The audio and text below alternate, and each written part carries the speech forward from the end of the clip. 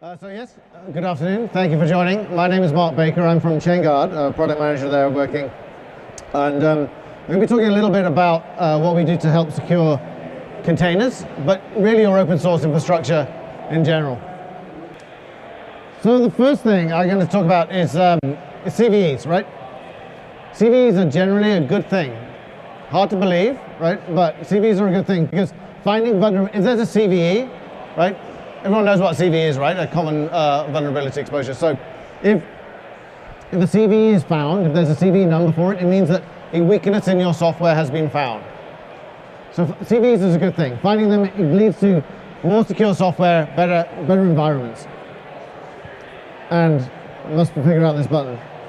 And the good news is, number of CVEs, discovery of CVEs is accelerating. So all around the world, open source developers, people just like yourself, are discovering CVEs in software, getting those vulnerabilities logs, and vendors then are notifying people through advisories, right, and starting to issue patches. This is all a good thing. Right, and you see just some of the stats from various different media companies here around how the flood of CVEs is increasing dramatically. This is, I mean, from a security perspective, it's a good thing, right? It leads to stronger software, better software. The bad news is it makes the CVE remediation much harder, right? More CVEs that are found within software, the larger your job is to be able to remediate those, to fix them, to apply, whether that's applying patches or removing the software or upgrading software, right? To be able to impact that. How do you solve that problem, right? How can you better manage the remediation of CVEs? Well, some of the challenges that we see, right, are compliance. You'll see that with compliance, there's new standards like the new PCI DSS standard that's coming in, right, where having a low number of CVEs is not good enough, right? If you have just even one, you're going to get flagged for it. And that's of any severity, right? So if you have compliance, if you're compliance with different standards, then CVEs can become an issue that you need to track and report on, right? Auditors will look at it. You also see challenges of vendor reclassification, right? Has anyone experienced this? Where a CVE comes out as a particular severity, it's given a classification of a particular severity, but then a vendor will say, well, actually, we're downgrading that severity from a critical to an important or to a medium because we don't think in this environment it's important, right?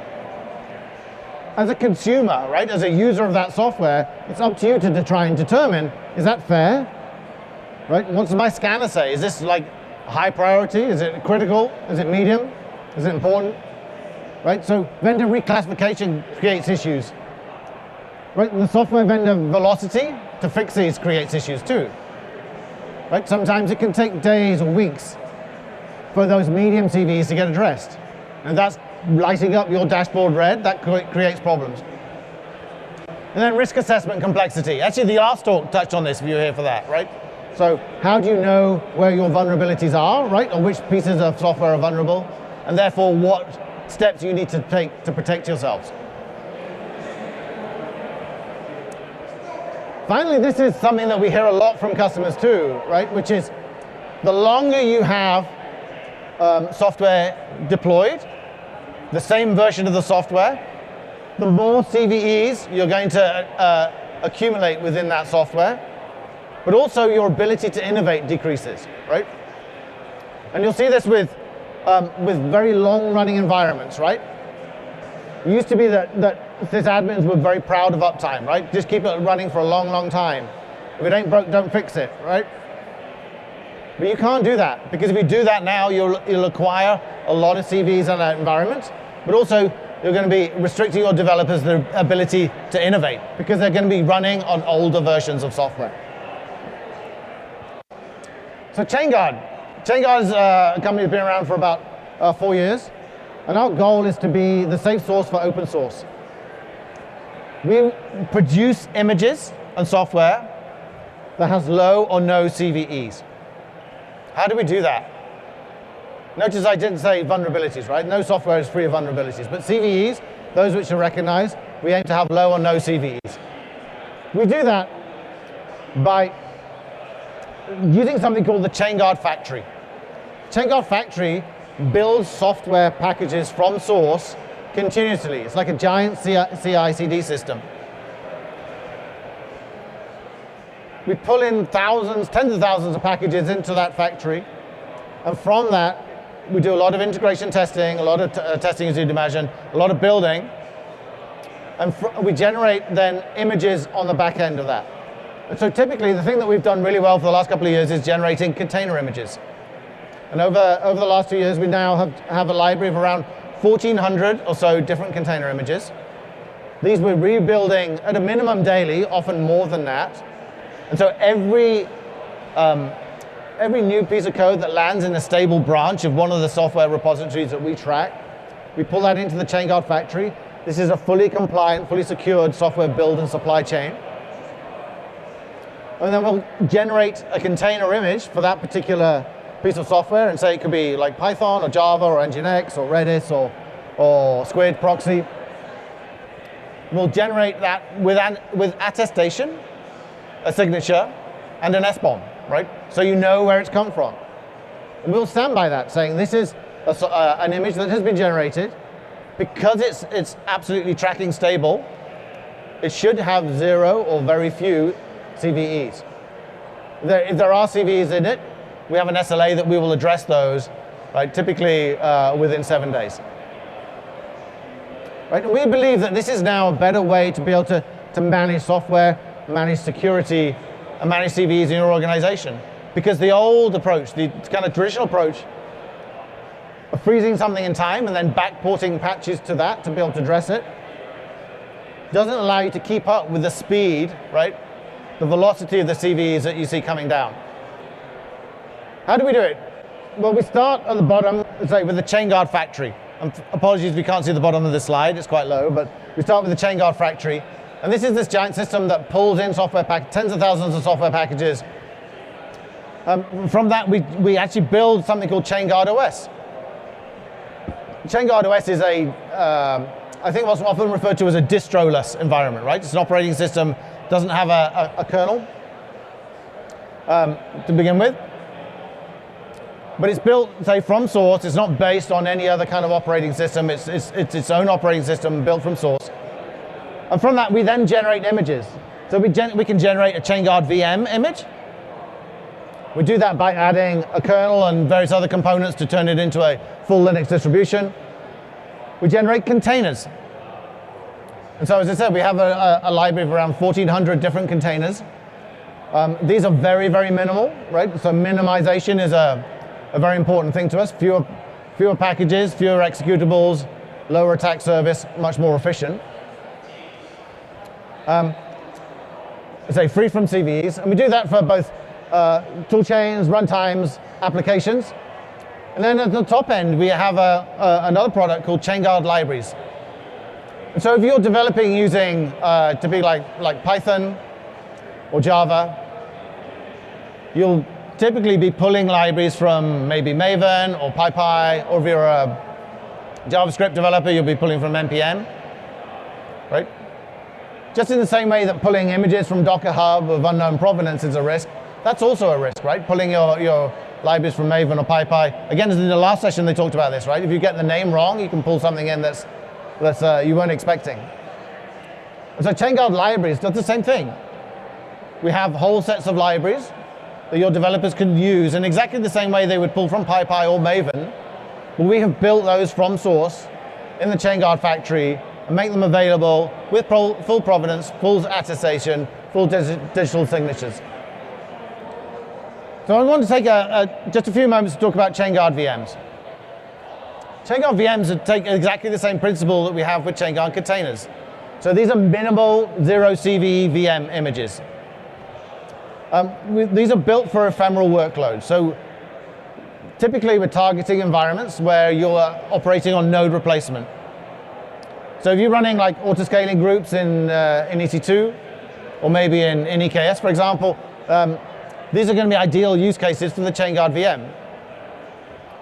We rebuild them daily. In fact, again, often more frequently than daily. But what it means is that when you're in your EC2 console, you can go find the ChainGuard VM that has been built within the last 24 hours, and we'll have low to zero CVEs in that environment.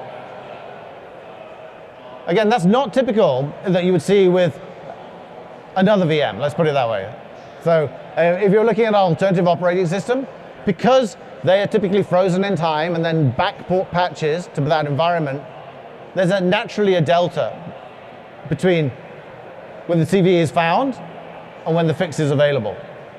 And so I'm sure you see this in your environments. If you perform a scan of your VMs today, you will see unpatched CVEs in those environments, right? Lighting up your dashboard. In previous years, that may not have been such a problem. We believe it is becoming an increasing problem for you today.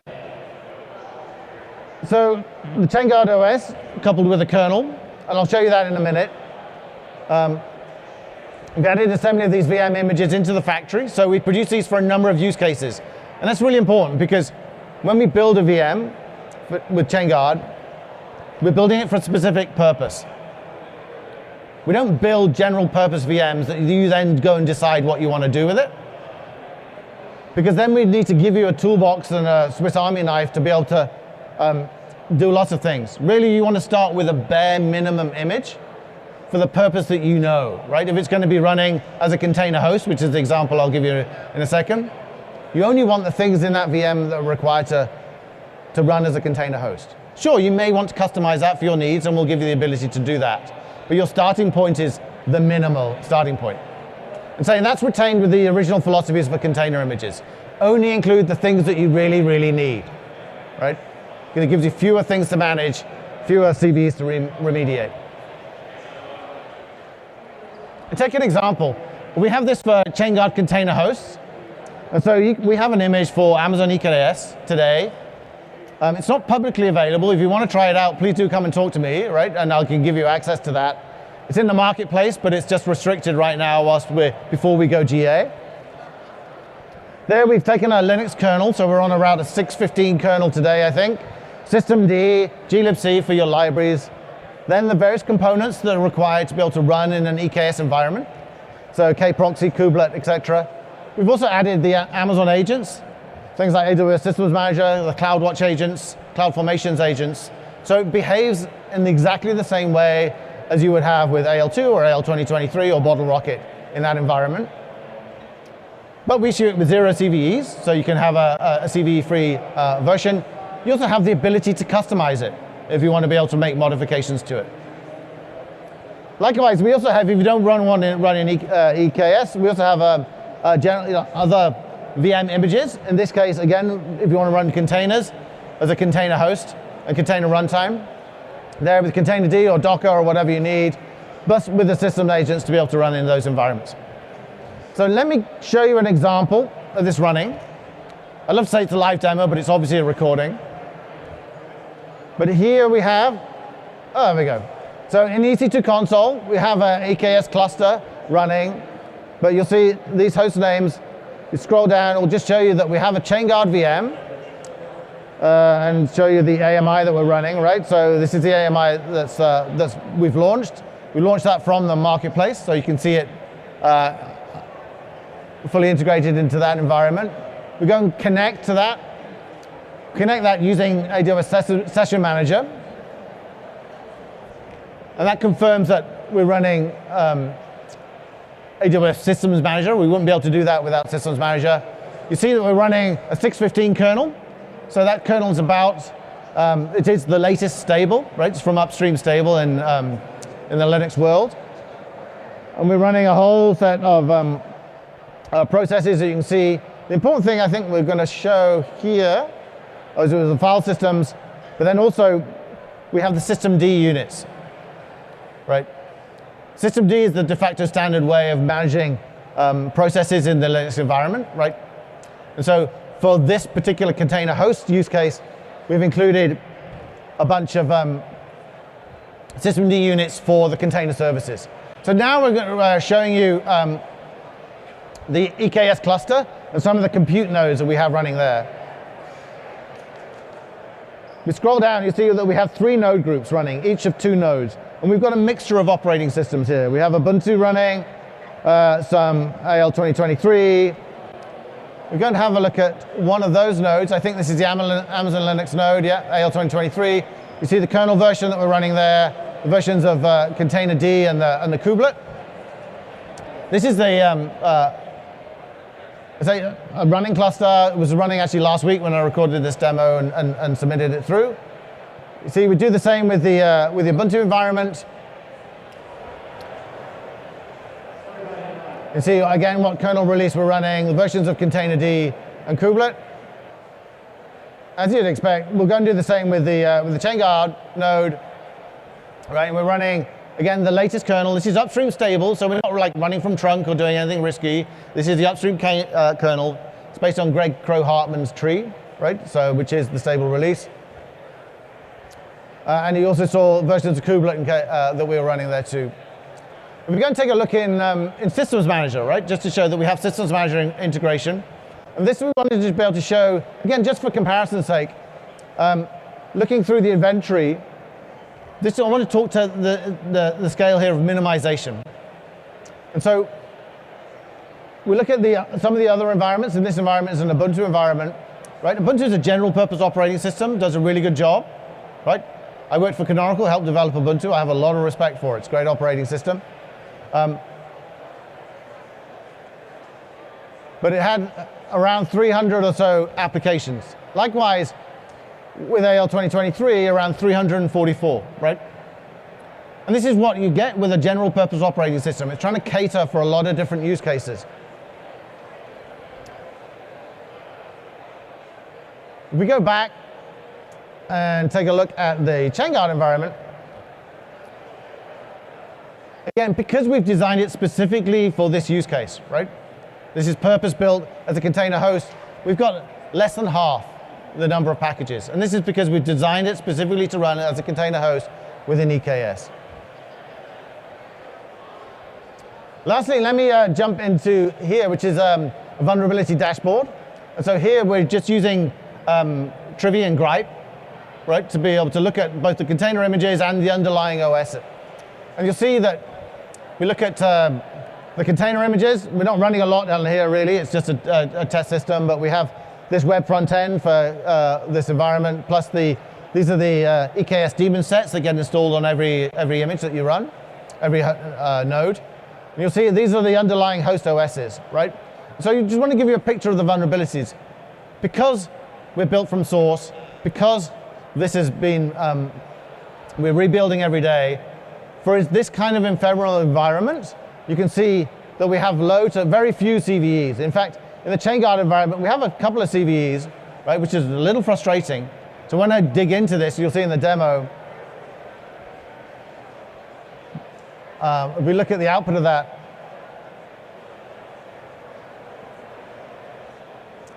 they're actually coming from some of the, doesn't matter, some of the Go libraries are associated with that. But I'm going to stop the demo there. But you'll see order of magnitude, fewer number of packages, order of magnitude, fewer CVEs, right? And that's really the goal here, is that we provide minimal optimized environments, both on the container side and the VM side, right? So that you always have those images available to you with low or no CVEs. What are we doing next for ChainGuard VMs? Well, we're looking much more at the compliance state. So we already have FIPS validated images. We have around 80 or so FIPS validated images for ChainGuard containers. So if you're running in that FedRAMP environment, need something like FIPS, then you have those. But on the VM side, we're looking at the VM STIGs, FIPS 130 validation, and the CIS benchmarks. Working on those, they take time, as you know, but we're working on those very hard. If you're interested in learning more about ChainGuard, both containers or ChainGuard VMs, I'd love to talk to you after the session. Thank you very much.